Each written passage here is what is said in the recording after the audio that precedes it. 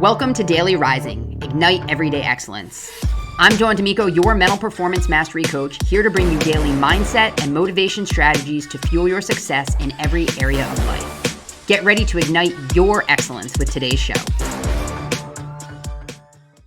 Today, we're going to explore a powerful shift in thinking that can truly change how we approach every day. Let's start with a question. How often do you find yourself caught up in the hustle of, what do I need to do next? It's a common trap, isn't it? We wake up with to-do lists, and from the moment our feet hit the floor, we're on a sprint.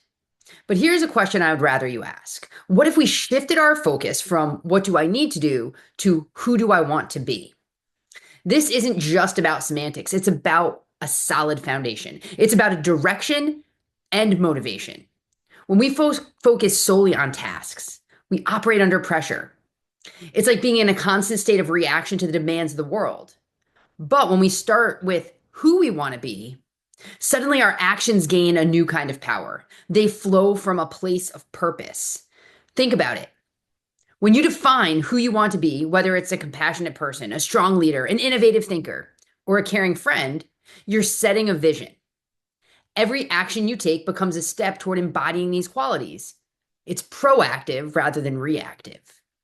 To make this shift, we have to start with some clarity. Take some time to really think about the qualities you admire, the values that are important to you, and the impact you want to have. Write them down. Make them real.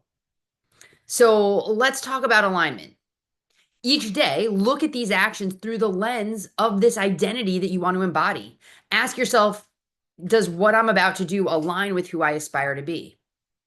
When you ask this question, it can be truly transformative.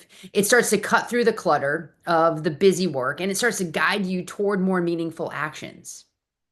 See, when your actions are aligned with your identity, they feel less like chores and more like expressions of who you are. This doesn't just reduce the pressure, but it actually increases the joy in the things that you're doing. It turns the tasks that you maybe didn't like before into opportunities to demonstrate who you are and who you're becoming. I worked with a client recently in the financial services industry, and she was struggling to really share herself and her business on her social media. It blew my mind because she is this incredibly selfless woman who had this huge heart to help other nurses in particular take control of their financial situation.